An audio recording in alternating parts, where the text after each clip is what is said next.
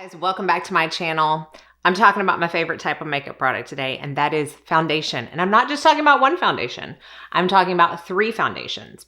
And they are the newer, I'm not even gonna say new, because they've been out for maybe some even a couple of months now, but I've had them for a while. I've been testing them for a while. I've taken copious notes, and they are all from the drugstore. They all claim to have medium coverage, so I wanted to put them against each other to see which one wins out, while also giving you my thoughts and views on each one. So the 3 that we are gonna be talking about are the L'Oreal True Match Super Blendable Foundation, the NYX Bear With Me Blur Foundation, and the Revlon Skin Caring Illuminance Foundation. So again, I've had these for quite a while, actually since December, and I've been testing them out since then. I think the Revlon may have been January, and I'm finally ready to give you my thoughts. So as I go through each foundation, I will cut away to me applying the foundation, show you what it looks like on the skin right after application, as well as with a full face of makeup. And then at the end, I'll kind of tell you which one my favorite is. So let's start out with the L'Oreal True Match Super Blendable Foundation. So when this first came out, or when I saw it in the new arrivals section of Ulta, I was like, that's not new. That has been out for ages. But then I realized, I think they took the old formula down and reformulated it and brought it back out in new packaging. So then I went and thought, okay, I think maybe I still have my True Match from a long time ago. I need to throw it out. I haven't used it in a while, but this is the old packaging. So it came without a pump, just a cap, and it's called the same thing, L'Oreal True Match Super Blendable. Well, this says foundation, this one says makeup. Okay, same thing, right? But I do think they reformulated it, and it now comes in 47 shades, which is by far the most amount of options out of the 3 that I'm gonna be talking about. And I think it's because they really tout this on being a true match foundation. It says it's formulated with up to 6 different pigments per color to guarantee the best match for your skin.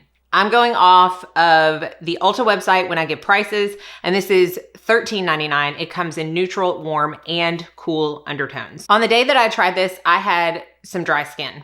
So a little bit of flaking in between my brows and on my forehead and around my nose. And when I first applied it, it does have a natural, semi-radiant finish. It does claim to have a natural finish, and I do feel like that is true upon first application. Once I set it down with powder and finished my makeup, went about my day, I felt like this wore more matte than the original, at least for me. Now, the powder I use for all of these is my favorite Aeropress powder. The reason I love that powder so much is because it does an excellent job of setting your makeup, but it does not throughout the day make anything matte. It kind of goes along with whatever finish the foundation has, and it flexes and moves and changes with the foundation, not necessarily the powder, if that makes sense. So I did find that the foundation stayed more matte. I didn't get luminous throughout the day or even more natural looking.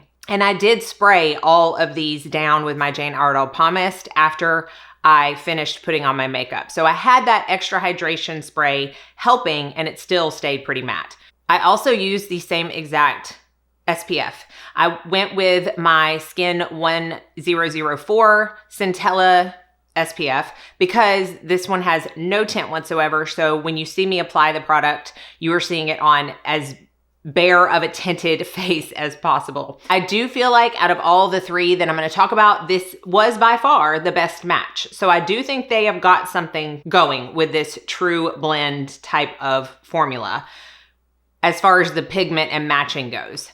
I am in the shade N3, which is neutral, light, medium. So again, it wore well over the dry patches. Didn't have any problems with that. I just did not feel like it was near the kind of skin-like finish as the original for me. The original was often compared to Armani Luminous Silk as being kind of the less expensive dupe. And I don't know that I would say that for this new formula because it just isn't as skin-like. It's not bad. Again, it wore great over my dry patches, and I don't dislike a matte finish all the time. I'm just kind of comparing it to the original. But as far as the wear, it was great. Again, the color match was most definitely the best.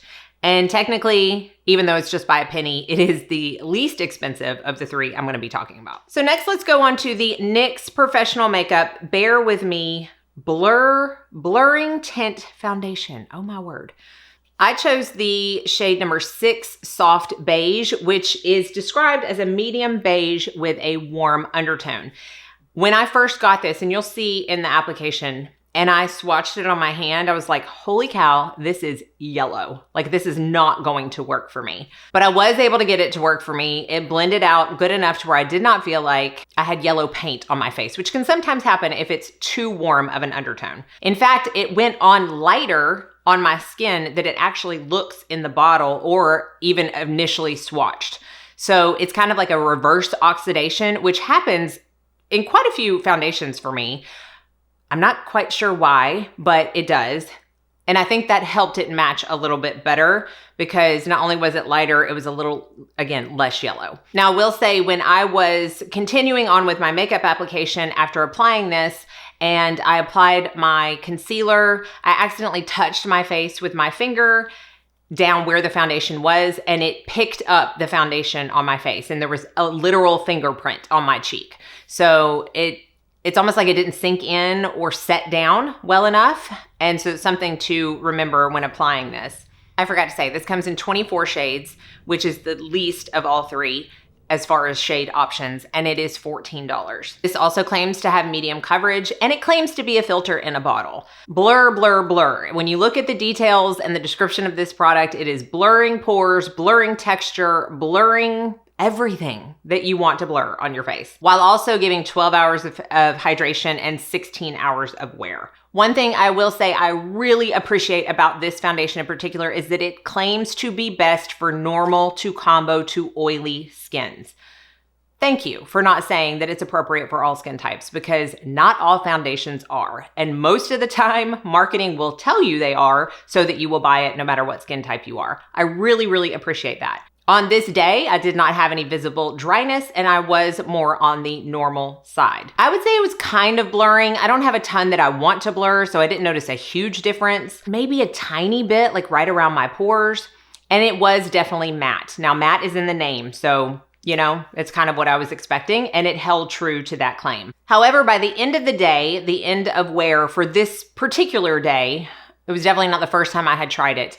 I looked really closely at my skin before I washed my face, and I noticed that there was some patching off right here in the middle of my forehead and on my chin. It almost looked like my skin was dry, like I had dry patches, but it was the foundation that was separating and patching off in those areas. I'm gonna tell you why I think this is. The reason this claims to be super blurring is because it is very heavily formulated with a lot of dimethicone. 5 different dimethicones. Dimethicone is actually the very first ingredient before water. You don't always see that. In fact, I rarely see that, at least in the foundations that I use. Dimethicone is a very blurring ingredient, and that's probably where they are getting the whole blur technology from. However, that much dimethicone is not going to work well with all skincare or all primers. So this is going to be a foundation, if you want to try it, that really is probably gonna be trial and error as to what you wear underneath it, because it will cause it to patch off or pill as you are applying it because of how much dimethicone is in the product. So I think that is why it patched off. But I personally don't want to think that hard about what I'm wearing underneath my foundations as to whether or not they're going to work. Did stay matte all day though. So definitely true on that claim. And the final foundation that I'm gonna talk about is the Revlon Illuminance Skin Caring Foundation.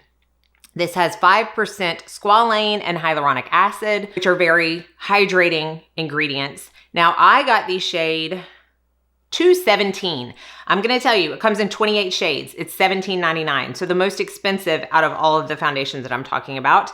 And by far the worst shade description out of the 3, because there is no shade description. It just gives you a number and a shade name. So I was flying blind. It didn't even have like swatches against each other on arms like some foundations do. It had like a swipe of the foundation in a picture. That doesn't really do much for me.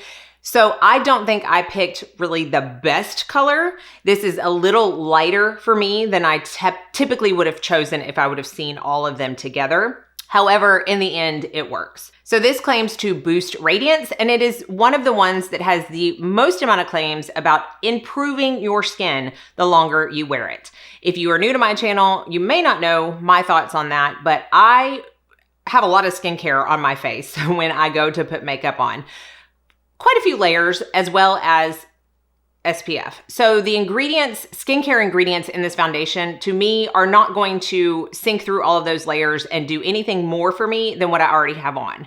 Now, if you're someone that just wears SPF, maybe, but I still wouldn't rely on it to be skincare. It is makeup, not necessarily skincare. That's just my point of view. But it does say it's going to boost radiance, increase elasticity in the skin, as well as reduce the appearance of roughness on the skin in just 4 weeks. A pretty big claim.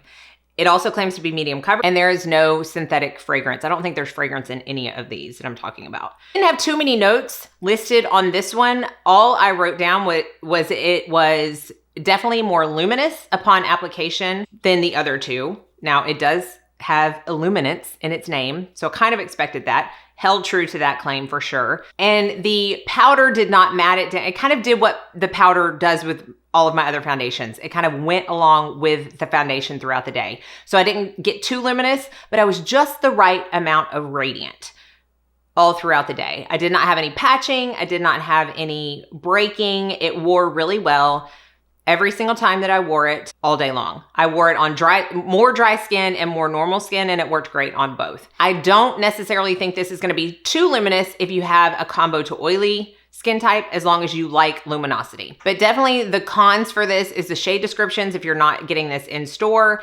and the fact that it does have the least amount of shades to choose from. Out of all three of them, my favorite actually surprised me. In fact, the first kind of month that I was testing these, I thought my favorite was gonna be the True Match.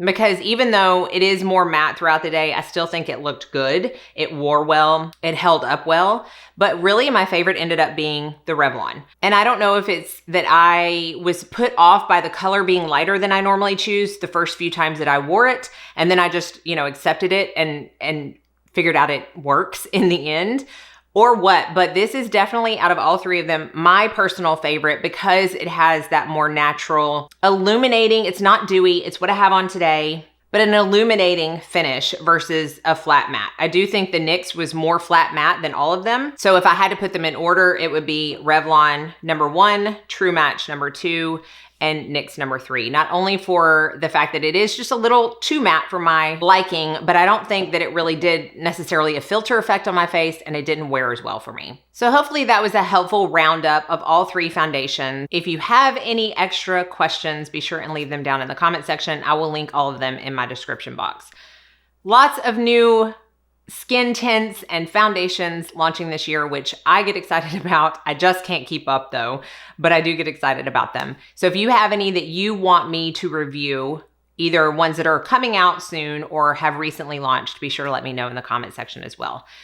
Thank y'all so much for watching. Be sure and like and subscribe before you leave so you don't miss out on any future videos. And I hope you all go out and have a very blessed day.